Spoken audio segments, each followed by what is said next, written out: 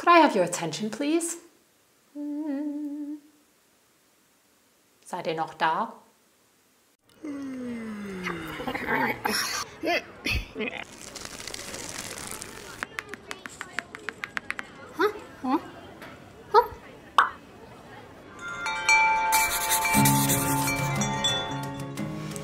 Aufmerksamkeit.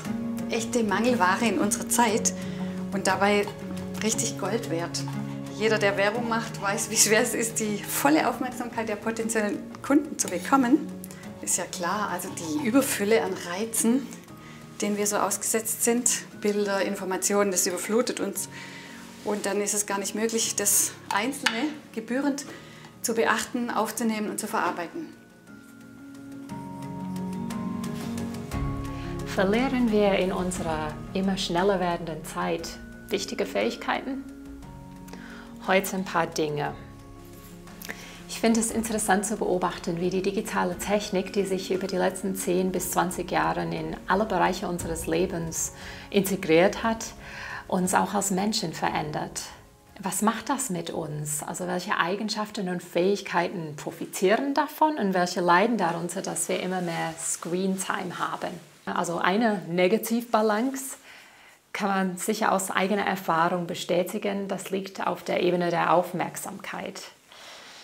Tja, man spricht sogar von einer Erosion der Aufmerksamkeit durch unser digitales Lifestyle. Durch irgendetwas werden wir immer wieder unterbrochen, abgelenkt. Oder aber wir versuchen mehrere Dinge auf einmal zu tun. Was tut ihr zum Beispiel alles gleichzeitig? Telefonieren und bügeln, Musik hören und Hausaufgaben machen oder bei der Videokonferenz nebenbei E-Mails schreiben. Und eine ganz bekannte, beim Gespräch mit anderen zwischendrin immer wieder aufs Handy schauen und WhatsApps beantworten. Was macht es mit uns? Wir werden gespalten, verzetteln uns. Uneins mit uns selber, mit dem Gegenüber und auch mit der Sache, die wir nebenher noch machen wollen. Also dieses viele Nebenher, das führt nicht selten so zum Gefühl von Überforderung. Alles müsste schon fertig sein. Wir haben so viel gleichzeitig zu tun und schon gestern müsste wieder eine Antwort da liegen oder ein fertiges Ergebnis. Wir haben gar keine Zeit, um darüber nachzudenken und uns der Sache auch wirklich zu widmen.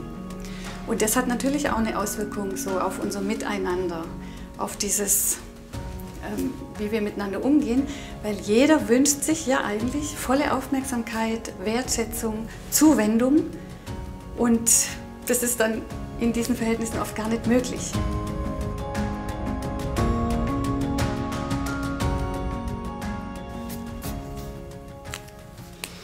Es gibt einen Spruch, der Mensch wächst am Du zum Ich. Und wenn wir einander und der Zukunft der Welt wirklich etwas Gutes tun wollen, dann braucht es Aufmerksamkeit, ein Klima der Wertschätzung und der Ehrfurcht. Du und ich, wir können den Unterschied machen, wenn wir anfangen, anderen das Gefühl zu geben, du bist mir kostbar und wertvoll. Wer das richtig gut konnte und für mich da ein echtes Vorbild ist, das ist der Pater Josef Kentenich, der Gründer Schönstadts. Das ist so interessant, wenn man das liest oder hört, da erzählen immer wieder verschiedene Leute, wie das war in der Begegnung mit ihm, wie er da die volle Aufmerksamkeit schenken konnte. Das muss also ein echter Charakterzug von ihm gewesen sein. Die erzählen immer wieder, dass sie das Gefühl hatten, jetzt ist nichts anderes wichtig, sondern nur das, was mich jetzt im Moment bewegt. Und da hat er einfach die volle Konzentration darauf gehabt. Das finde ich irgendwie richtig toll. Da erzählt zum Beispiel eine Frau aus Milwaukee, USA, die ihm dort begegnet ist und beschreibt, wie die Begegnung war. Pater Kentenich war eine der großzügigsten Personen, die ich je gekannt habe. Er strahlte Selbstlosigkeit aus. Wie er seine Zeit schenkte, seine Energie, Geduld, die totale Bereitschaft und Aufmerksamkeit für den Menschen, der vor ihm stand. Das war etwas Außergewöhnliches. Oder wiederum eine Mitschwester von uns, die als Missionarin in Chile lebte, erzählt, was ich bei ihm besonders bewunderte, war seine große Ehrfurcht. Er vermittelte den Eindruck, dass für ihn alles heilig und nichts und niemand zu klein und unwichtig war. Und wenn einer oder einer in einer Gemeinschaft, in einer Familie, in einer Firma oder Verein damit beginnt, ein solches Klima zu prägen, das wirkt sich aus. Es gibt eine Kettenreaktion. Das war sicher etwas, was mich damals angezogen hat, als ich Schönstadt und auch unsere Gemeinschaft der Marienschwestern kennengelernt habe. Eine Atmosphäre der Freude und der Wertschätzung. Sicher, wir sind nicht perfekt. Es kommen auch Menschlichkeiten unter uns vor, aber die Haltung des Gründers hat echt ein Klima geprägt, bis heute. Und das bestätigt für mich die Behauptung, es kommt auf jede von uns drauf an. Ein einziger Mensch kann viel bewirken.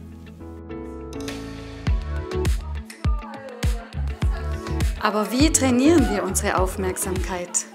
Es ist ja schon eine besondere Gabe, so ganz für das Gegenüber da zu sein. Es gibt auch Menschen, die uns weniger sympathisch sind oder die uns langweilen. Ich glaube, es kommt auf die innere Haltung an. Wenn ich mir bewusst bin, dass Gott mit viel Liebe und mit einer bestimmten Absicht jeden Menschen in mein Leben setzt, dann ist mir niemand überflüssig.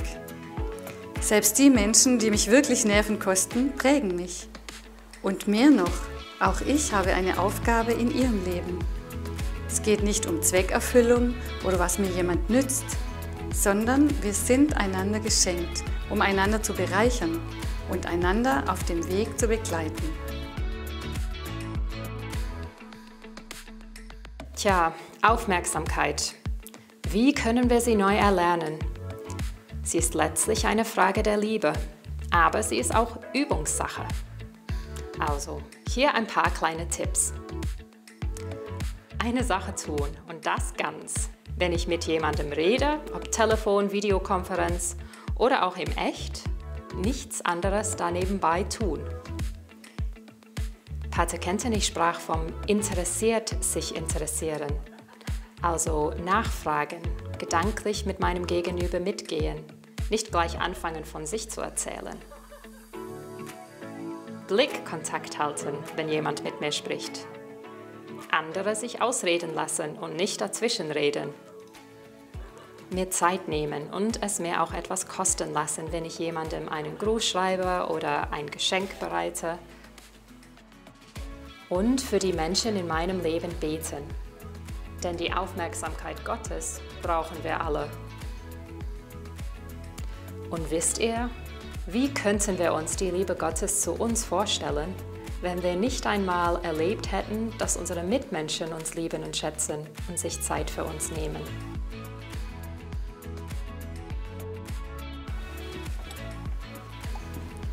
Wir alle können füreinander zu einer Spur der Liebe Gottes werden. Wir können den Unterschied machen. Macht ihr mit?